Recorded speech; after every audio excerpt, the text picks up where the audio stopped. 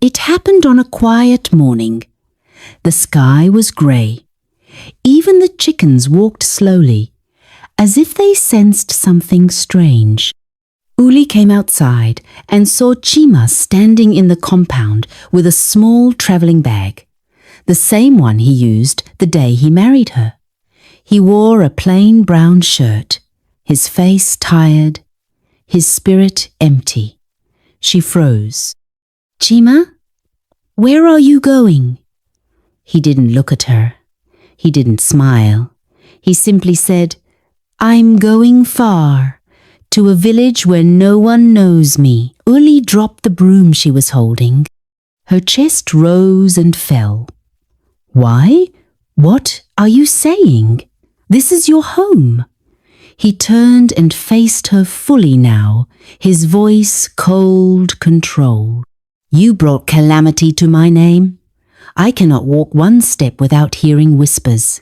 I cannot greet a man without seeing the pity in his eyes. My own child, she terrifies me." Tears filled Uli's eyes. "Please, don't leave us. We need you. She needs you." Behind her, Ngozi had come out, holding a tiny calabash toy. She stood by the doorway, her long ears low, eyes wide. "Papa, are you leaving us?" she asked innocently. Chima looked at her. Just one look. Then he picked up his bag and walked away. No goodbye, no blessing, no glance back. The news spread like wildfire. "Chima has run away. He couldn't take it anymore. The girl scared her own father out of the village." Others whispered, "But that child, she's not ordinary." Uli stayed indoors for days. She cried in silence. Every night she will cry and regret why she didn't control her mouth. Ngozi asked one evening, "Mama, did I do something wrong?" Uli knelt before her daughter and held her cheeks.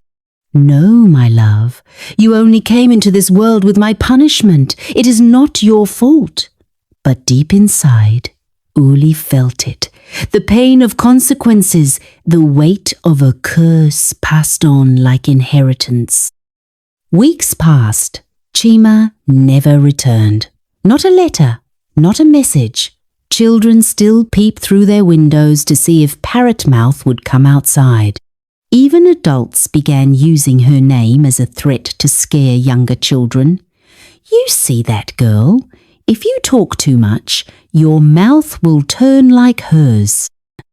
One faithful day, the news of the prince returning buzzed like bees in Mbano. After years in the city, the only son of King Omenka Prince Obinna had finished his university education. Smart, handsome, full of light and hope, he decided to return and reconnect with his roots. The villagers prepared, drummers practiced, the palace was repainted, goats were tied for slaughter. Palm wine flowed like a river, but he never arrived. The king sent the palace driver to go pick him up. The car skidded on a sharp bend near the forest path, overturned 3 times, and landed in a ditch. The driver died instantly. The prince? He fell into a coma. Doctors were called. Surgeons flown in, machines beeped, scanned, and injected. Nothing.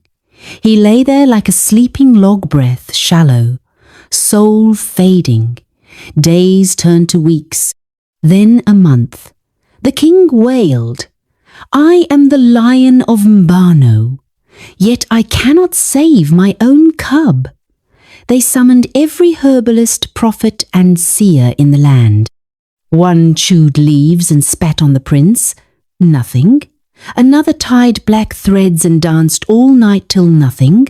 A third rubbed snail slime on his forehead. Nothing. The whole land trembled. Mbano sank into silence. Will our prince die? Who will take the throne? Have the gods turned away from us?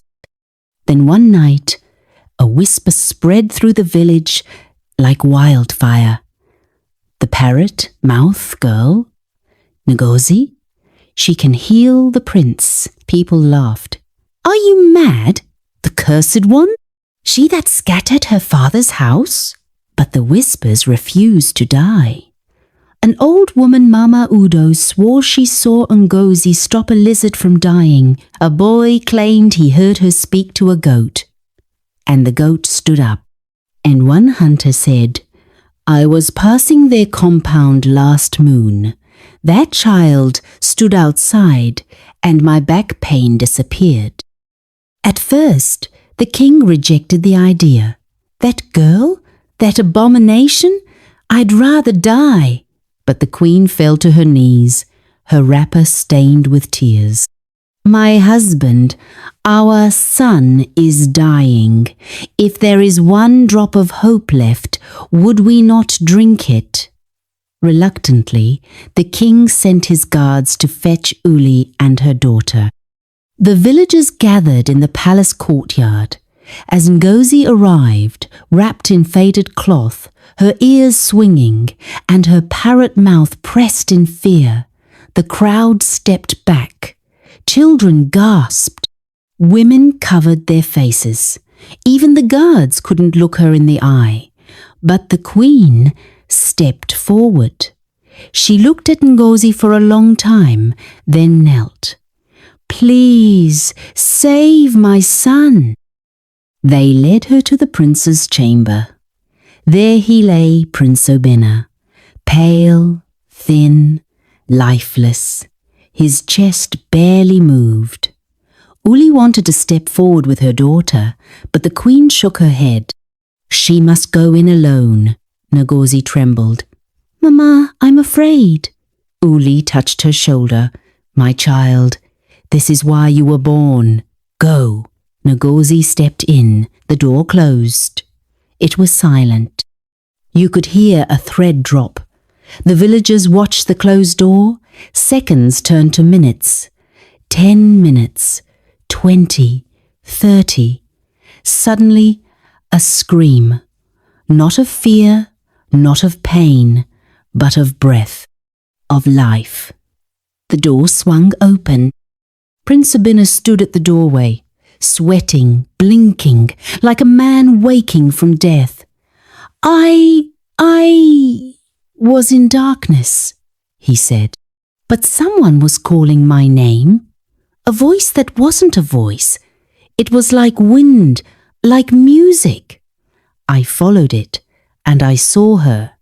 He pointed. Her. Everyone turned to Ngozi.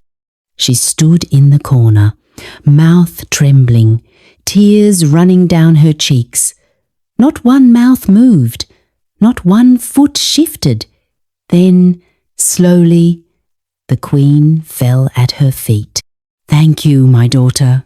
You gave me back my heart.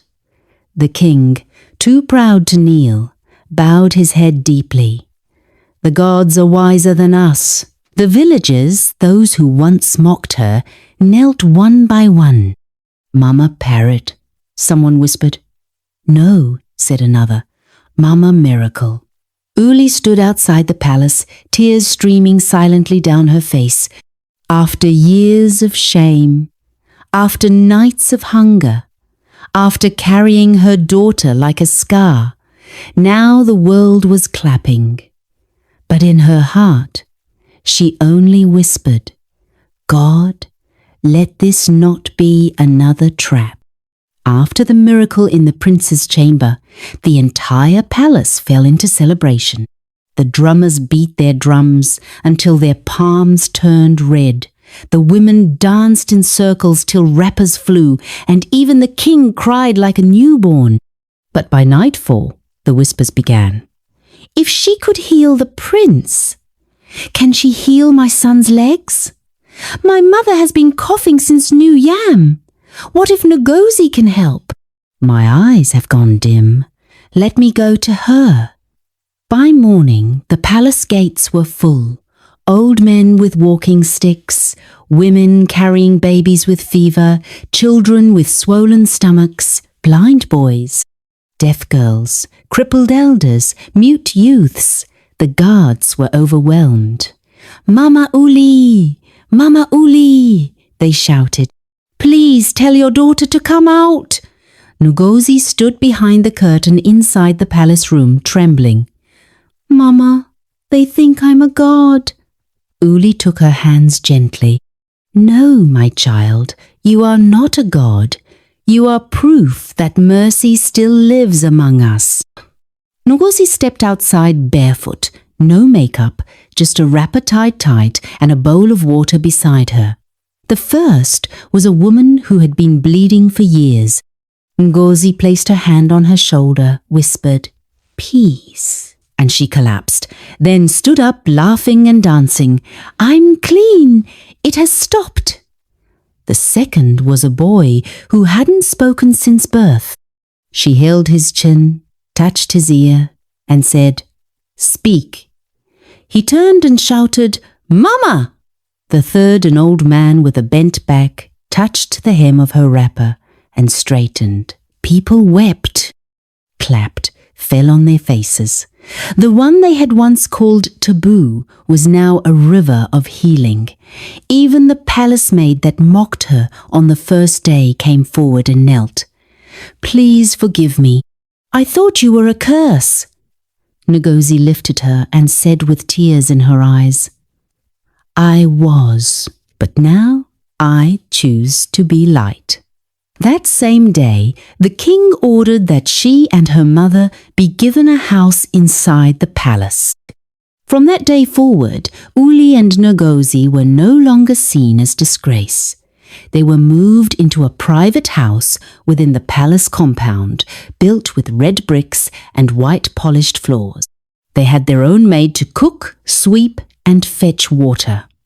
Silk wrappers, gold earrings, and oils they had never seen before were gifted to them. Villagers passed and bowed. Women who once mocked now brought offerings of plantain, yam, and beads. Even the palace guards whispered when Ngozi passed, "She's like a princess now." No, she's more than a princess. She raised the dead. But in the midst of the celebration, the king still carried question. One afternoon, the king called Uli to the palace garden. He sat under the great ube tree, his crown beside him. "Sit, Uli." She sat slowly, her heart thudding. "My daughter," the king said, eyes heavy with curiosity, "what truly happened to your child? Why was her mouth like that? Why her ears?" Uli's eyes filled with tears instantly. She bowed her head, pulled off her head tie and placed it on her lap. Then she told him everything. The old man, the market day, the push, the insult, the curse. How she rejected him and called him names. How her mouth had become a weapon and how her daughter became the victim. The king listened in silence. When she finished, he stood. "I know who he was," the king said. "He was not just an old man. He was the god of wealth and judgment, known as Okonkwo Idinma, the one who walks in rags to test the hearts of people, a grey-bearded native doctor whose eyes saw beyond the living. The man came. He chewed bitter cola and sat under the moonlight, his staff glowing faintly. He nodded. "Yes, the woman speaks the truth. The god came to bless, but she poured sand on her own gold." The king asked, "Can the curse be reversed?"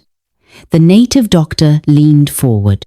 "If she humbles herself, if she begs all she mocked, if she cooks a feast, calls them to eat, and kneels when the god appears, he will forgive, he will restore." Uli cooked with her own hands yam porridge, spicy fish, roasted cocoyam, snails, goat meat, soup. She prepared more than 10 clay pots of food. She wore a simple white wrapper, no jewelry, no makeup. no pride. Invitations went out. To everyone Uli has offended come. Eat. Hear her words. The village square was full. People came, some with anger, others with curiosity. Children climbed trees. The palace drummers played softly. Uli stepped forward, her hair loose, her voice shaking. She knelt before each person she had once insulted. Tears rolled. Her voice cracked. Her knees turned dusty. People began to cry too. Just as the last pot was being uncovered, a wind blew. Not cold, not strong, but strange. And there he was, the old man. Same stick, same bag, same quiet eyes. But this time, everyone could feel it. He was not ordinary. The crowd parted. The king and queen stood. The drummers froze. Uli dropped to her face. She crawled to him, her voice trembling like a newborn goat. My father, my spirit was proud. My tongue was poison. I mocked you when I should have served you. I beg you, not for me, but for my child. Even the king knelt. Great one, forgive her. The old man touched Uli's shoulder. The tongue that humbles is greater than the one that brags. He turned to Ngozi. She was standing still, frozen, watching. He pointed, "Be free." Suddenly, Ngozi screamed a deep, shaking cry that startled birds from trees. She fell to the ground. Her body twisted once. Her arms shook. Her eyes rolled. Then silence. Gasps filled the air. And then she rose. Slowly, her mouth was normal. Her ears small and perfect. The crowd erupted in shouts. "Chineke! Wonders shall never end. She's beautiful." Even the sun seemed to shine bright.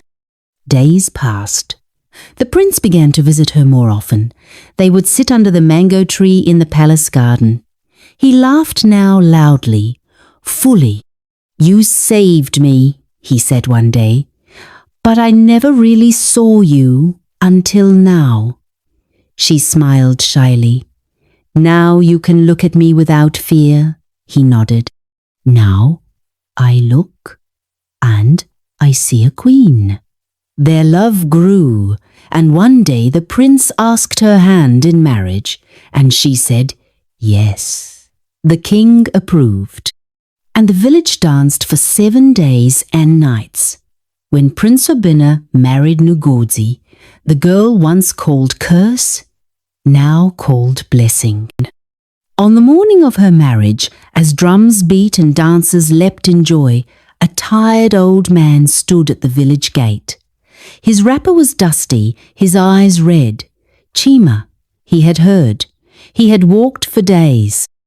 He came to the palace and knelt at the gate. When Uli saw him, she froze. When Ngozi saw him, her lips quivered. "I failed. I walked away. I was weak. But please, my daughter, my wife, forgive me." Ngozi ran forward and hugged him. Uli wept, dropping to her knees beside them. They held one another for minutes that felt like forever. Then the whole village sang, not in mockery this time, but in praise. A parent's wrongdoing may bring hardship to a child, but it cannot erase the destiny that patience, humility, and goodness will eventually reveal.